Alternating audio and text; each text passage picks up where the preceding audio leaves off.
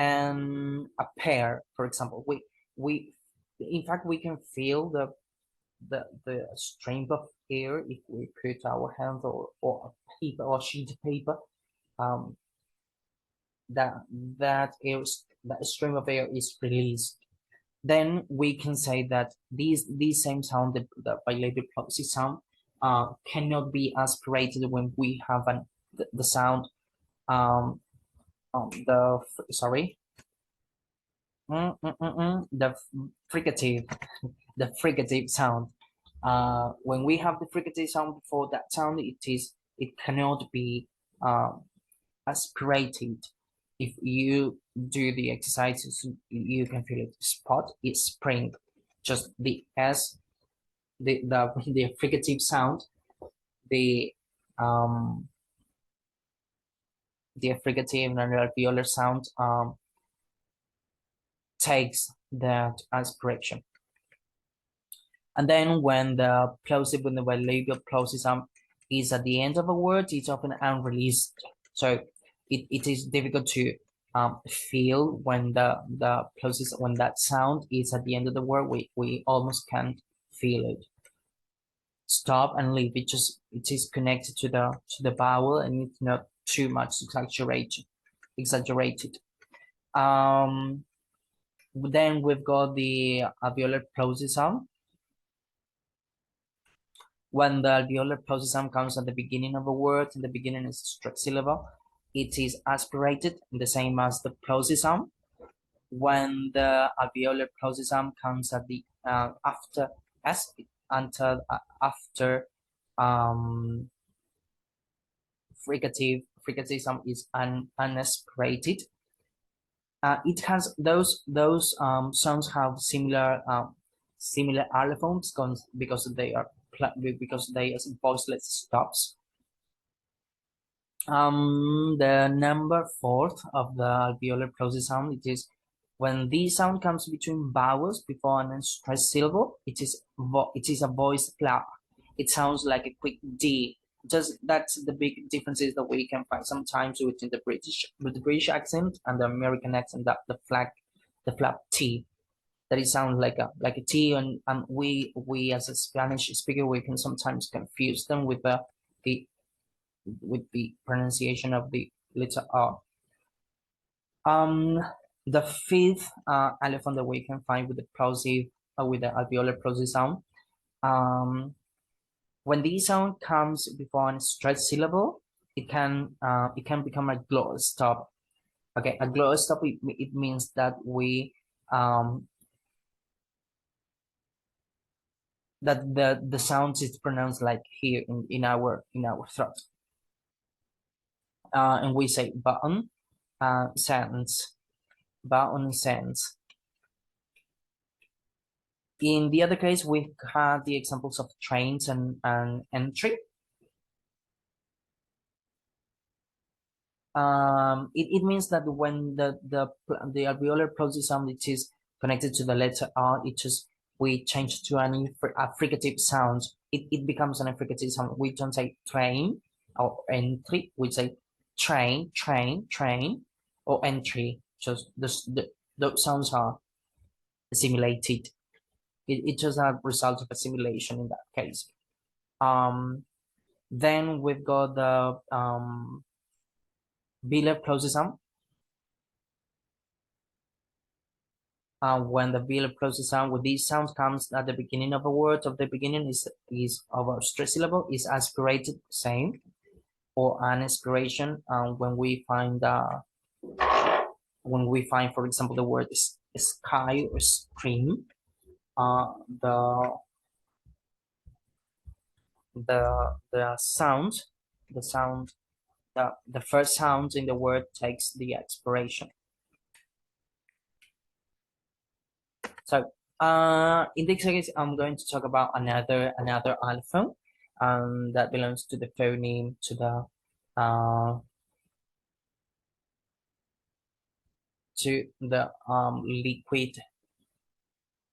liquid sound. And in this case, we find something very famous and it's really common in pronunciation. It is the light L, the light lateral sound and the dark lateral sound. Um, in this case, we can find a difference between these two allophones. In the first one, when we say, for example, light, the tip of our tongue touches the alveolar ridge of the sound and then just moves down, light. And when we have the dark L, we can see that the tongue it doesn't go down. The tongue it just stay or holds in the upper side in the upper side of our mouth, and it stays there just behind our teeth.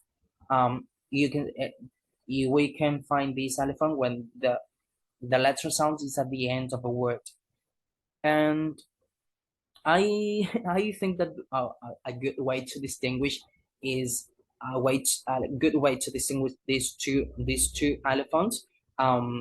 We can if we are teaching these elephant, we can give them examples to practice the word.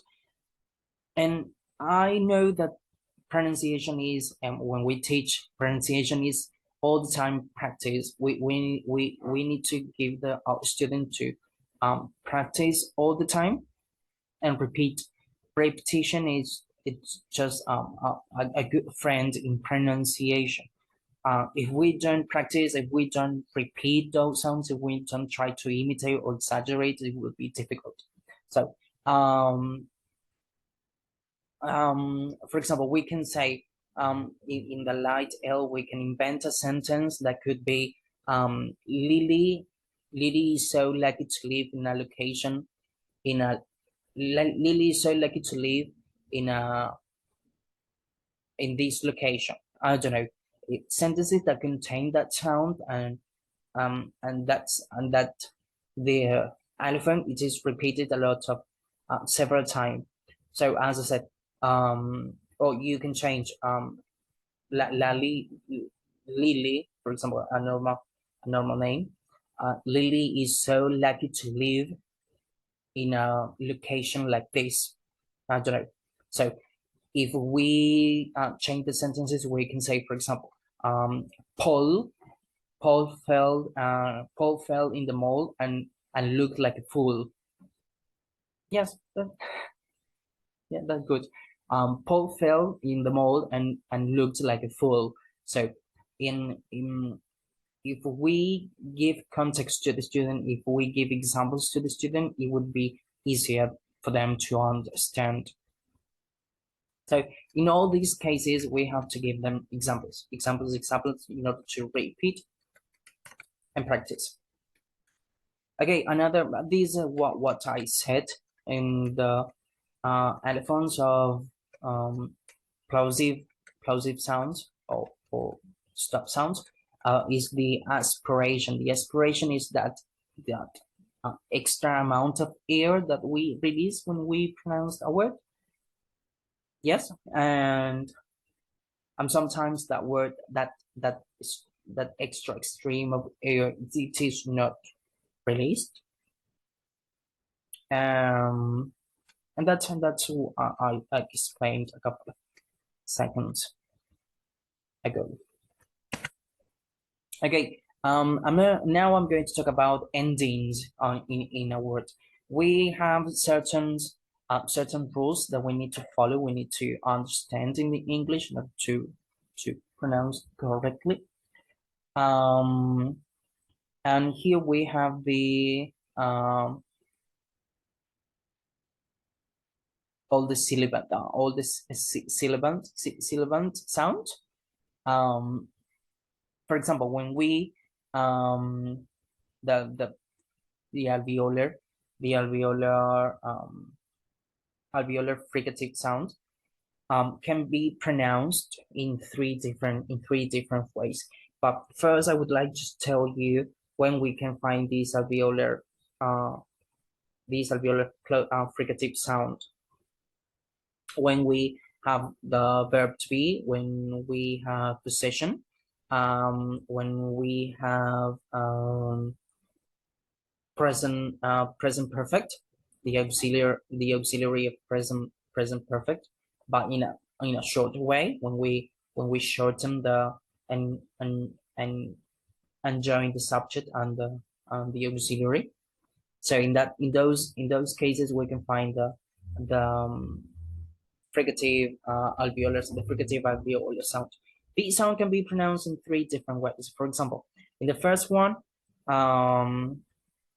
if the words end in one of the sounds, um, the sound it's pronounced like z or is, like box. It ends the basic word ends with a sibilant sound, so it is pronounced boxes, roses, bushes, judges, buzzes, maxes, kisses, catches, and wishes. Um, then when we have any voiced sound besides those listed above, uh, when the word the base of the word ends with a voiced sound, we need to pronounce like the fricative uh, fricative voiced alveolar fricative voiced sound, uh, with the symbol is the Z, the letter Z. We cite pens, bags, birds, eyes, boys, Betty's, children's, Ramses, returns, goes, and go, and other examples. And then we've got another rule which says any voiceless sound beside those list, any voiceless sound, um, we can find like a normal, we would say, like a normal alveolar fricative sound, voiceless alveolar fricative sound. Books, boats, loves, mics, cats, walks, laughs, stops, eats, what's, Elizabeth's. Okay. Another topic is the pronunciation of ed ending. We can find ed ending when we have the participles in certain adjectives. And that's all. In participles, in past participles, simple, and some adjectives. So, and there are some rules that we need to follow. If the word ends in one of the sounds, the plosive alveolar, the voiceless plosive alveolar or voiced plosive alveolar sound, the ed ending is pronounced like at or id, chatted, waited, added, needed. When the last sound of our base word uh, ends voiced with a voiced sound, it is pronounced like voiced plosive voiced alveolar plosive sound. Cried, viewed, moved, rubbed, buzzed, and judged. And then if the word ends in any voiceless sound, we can pronounce like the plosive, like the alveolar plosive sound, like the normal sound. Of course, it is voiceless. Stopped, walked, passed, left, washed, and matched. So those are the rules that we need to follow when we have the pronunciation of ed and again. These, if we are teaching these rules, we need to give them examples, and I think that uh, we have to give them all the rules and all the tools in order to improve their pronunciation. If we just me with the explanation of the pronunciation and how these sounds are made, we just committing we are making a mistake. That's not what we have to do. It's all the opposite. Pronunciation of verbs and adjectives in ed. Sorry, in ed, in adjectives ending in ed.